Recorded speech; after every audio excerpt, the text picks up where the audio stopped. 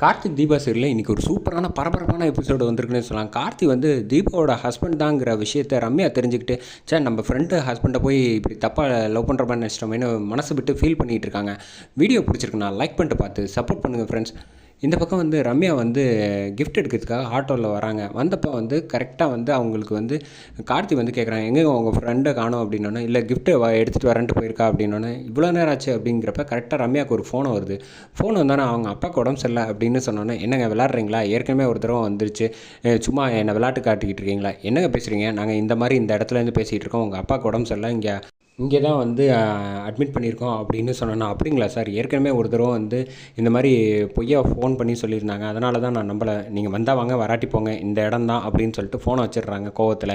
அதுக்கப்புறம் வந்து உடனே ஆட்டோவில் ஏறி இந்த வந்துடுறேன் அப்படின்னு சொல்லிட்டு அப்பாவை பார்க்குறதுக்காக வேகமாக ஆட்டோவில் ஏறி போகிறாங்க. இந்த பக்கம் ரம்யா வந்து காணுமே அப்படின்னு சொல்லிட்டு தீபா வந்து வாசலில் தேடுறாங்க. தேடுனதை பார்த்தா வந்து காணும், எங்கே போயிட்ட அப்படின்னு ஃபோனை போட்டு பாரு அப்படின்னு கார்த்தி வந்து சொன்னான்னா, ஃபோனை போட்டு பார்க்குறாங்க. பார்த்தா அவங்க அப்பாவுக்கு உடம்பு சரியில்லை அப்படின்னு சொல்லிட்டு அட்மிட் பண்ணியிருக்காங்க அப்படின்னு சொன்னோன்னா, அப்படிங்களா, சரி ஒன்றும் பயப்படாதீங்க, எதுவாக இருந்தாலும் நீங்கள் ஃபங்க்ஷனை கண்டினியூ பண்ணுங்கள், நான் வந்து பார்த்துக்கிறேன் அப்புறமேட்டுக்கு அப்படின்னு சொல்லிடுறாங்க.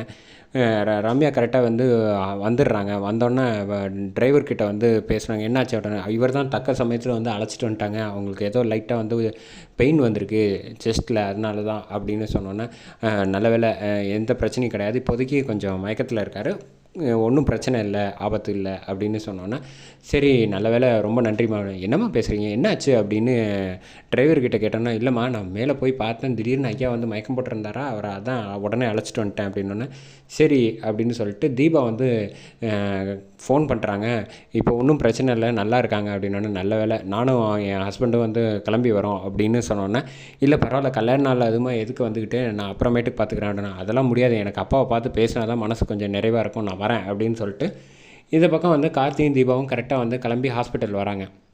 அவங்க வந்துட்டு இருக்க அதே சமயத்தில் இந்த பக்கம் வந்து ரம்யா வந்து கீழே வந்து டாக்டர் கூப்பிட்றாங்க அப்படின்னு சொல்லிட்டு உள்ளே போய் டிஸ்கஸ் பண்ணி அவங்க அப்பாவை பற்றி உடம்பு எப்படி இருக்குது, என்ன சாப்பிடணும், என்ன ஏதுங்கிறத பேசிக்கிட்டு இருக்காங்க. அந்த சமயத்தில் தான் இந்த பக்கம் வர்றவங்ககிட்ட, இங்கே இது ரம்யா அப்பா அட்மிட் ஆகிருக்காங்களா, அவங்கள பார்க்கணும் வரணும் அப்படின்னு சொன்னோன்னே, உள்ளே தான் இருக்காங்க, டைம் முடிய போகுது, சீக்கிரம் போய் பார்த்துருங்க அப்படின்னு சொன்னோன்னே, கார்த்தி வந்து தீபாவும் வராங்க. வந்து கார்த்தியை பார்த்தோன்னே, இவர் தான் என் ஹஸ்பண்டுன்னு இன்ட்ரடியூஸ் பண்ணுறாங்க, சாரிம்மா உங்கள் கல்யாணத்துக்கு தான் சார் வரணும்னு நினச்சா வர முடியாமல் போயிடுச்சு அப்படின்னு சொன்னோன்னா, பரவாயில்ல இருக்கட்டும், கல்யாண நாள் அதுமா வாழ்த்தலான்னு நினச்சா இப்படி இங்கே வர வச்சுட்டேன்ல, இல்லை பரவாயில்ல சார், எப்படி பிஸ்னஸ்லாம் போயிட்டுருக்கு, நல்லா இருக்கீங்களா அப்படின்னோன்னே, நல்லா இருக்கேன் அப்படின்னு சொல்கிறாங்க. சரி இப்போ உடம்பு பார்த்துக்கங்கப்பா, எதுவாக இருந்தாலும் நான் அப்புறம் பேசுகிறேன் அப்படின்னோன்னே, டைம் ஆகிடுச்சு கிளம்ப சொல்கிறாங்க அப்படின்னோடனே, சரி கிளம்புறேன் நாங்கள் வரோம் அப்படின்னு சொல்லிட்டு இவங்க 2 பேரும் வந்து கிளம்புறாங்க. இந்த பக்கம் கிளம்பி கீழே வந்து லிஃப்ட் இருக்குது, லிஃப்ட்டில் வந்து கார்த்தியும் தீபாவும் வந்து கிளிக் பண்ணுறாங்க.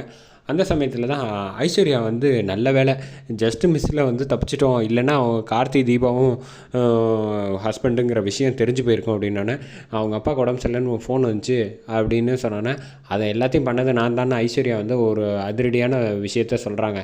ஆமாம், அவருக்கு வந்து நல்லா தான் இருந்தார், நம்ம ஏற்கனவே ஒரு தடவை போய் சொல்லிட்டோம், மறுபடியும் அதே பொய்யை சொன்னோன்னா சரியாக வராதில்ல, அதனால தான் அவருக்கு உடம்பு சரியில்லாமல் ஆகிற மாதிரி ஒரு செட்டப் பண்ணி வச்சுருந்தேன் அப்படின்னோடனே, நீ பெரிய ஆள் தான் போ அப்படின்னு வந்து ரம்யா நல்ல வேலை ஏமாற்றிட்ட, இல்லைன்னா எல்லாம் நம்ம திட்டமும் பாழாயிருக்கும் அப்படின்னோடனே, நீயும் புதுசு புதுசாக அதிரடியாக திட்டம் போட்டுக்கிட்டு தான் இருக்கேன்னு ரியா சொல்கிறாங்க. இப்போ என்ன அதுவாக முக்கியம், எனக்கு அந்த வீட்டில் வந்து கார்த்தியும் தீபாவையும் சீக்கிரம் வீட்டை விட்டு துரத்தணும், அதுக்கப்புறமேட்டுக்கு நான் உள்ளே வரணும், அதுக்காக நான் எந்த எல்லைக்கு வேணாலும் போவேன் அப்படின்னு ஐஸ்வர்யா அதிரடியாக உட்காந்து அந்த காஃபி ஷாப்பில் வந்து பேசிக்கிட்டு இருக்காங்க. அதே சமயம் இந்த பக்கம் வந்து கரெக்டாக வந்து லிஃப்ட்டில் இறங்கி வர்றாங்க. இறங்கி வந்தோடனே, சரி லிஃப்ட்டு தான் டைம் ஆகுதுல்ல அப்படின்னு சொல்லிட்டு ரம்யா வந்து கீழே கரெக்டாக வந்துடுறாங்க. மாடிப்படியில் இறங்கி வந்துட்டுருக்காங்க. லிஃப்ட்டு ஓப்பன் ஆனோன்னா கார்த்தியும் தீபாவும் வந்து நடந்து வர்றப்ப, கார்த்தியில் தீபா லைட்டாக ஸ்லிப் ஆகுறாங்க. ஸ்லிப் ஆகிறப்ப கையை பிடிச்சிடுறாங்க நம்ம கார்த்தி கையை பிடிச்சிட்டு இருக்கிறத ரம்யா வந்து படியிலேருந்து இறங்கி வர்றத டக்குன்னு பார்த்துடுறாங்க. பார்த்தோன்னா அதிர்ச்சி ஆகிடுறாங்க. அப்பா வந்து கார்த்தி தீபாவும் வந்திருக்காங்க அப்படின்னு சொன்னாங்க, இப்போ கூட ஸ்டெப்ஸில் கீழே தான் போயிருப்பாங்க, ஹாஸ்பிட்டல் விட்டு போயிருக்க மாட்டாங்க அப்படின்னு சொன்னாங்களே, அப்போ இவங்க 2 பேரும் வந்து ஹஸ்பண்டா, கார்த்தியை நம்ம தப்பாக நினச்சிட்டோமா அப்படின்னு சொல்லிட்டு எதுக்கும் கன்ஃபார்ம் பண்ணிக்கலாம் அப்படின்னு சொல்லிட்டு ஃபோன் பண்ணுறாங்க தீபாவுக்கு. நான் உங்ககிட்ட ஒரு முக்கியமான விஷயம் கேட்கணும் அப்படின்னோடனே, என்ன அப்படின்னு சொல்கிறாங்க. ஆமாம், உன் ஹஸ்பண்ட் பேர் என்ன அப்படின்னு கேட்டோன்னே, கார்த்திகேயன். ஏன் திடீர்னு கேட்குற அப்படின்னோடனே, இல்லடி நான் அப்புறமேட்டு கூப்பிட்றேன் அப்படின்னு சொல்லிட்டு ஃபோனை வச்சிடுறாங்க. நம்ம ஃப்ரெண்டோட ஹஸ்பண்டை வந்து இப்படி வந்து தப்பாக நினச்சிட்டோமே அப்படின்னு வந்து யோசிக்கிறாங்க. சரி அப்பா கிட்ட போய் பேசலான்னு, ஏம்மா நான் உனக்கு ஒன்று சொன்னால் தப்பாக நினச்சிக்க மாட்டேயே, நான் முதல்ல உனக்கு பார்த்த மாப்பிள்ளையே வந்து கார்த்தி தான், நீ தான் வந்து இன்ட்ரெஸ்ட் இல்லைன்னு சொல்லிட்டு விட்டுட்டியே அப்படின்னு சொன்னோன்னே, ச்சே இப்படி நல்ல ஆப்பர்ச்சுனிட்டி கிடைச்சத வந்து நம்ம தவற விட்டுட்டோமே அப்படின்னு ரம்யா வந்து ஃபீல் பண்ணுறாங்க. அதோட எபிசோட முடிக்கிறாங்க.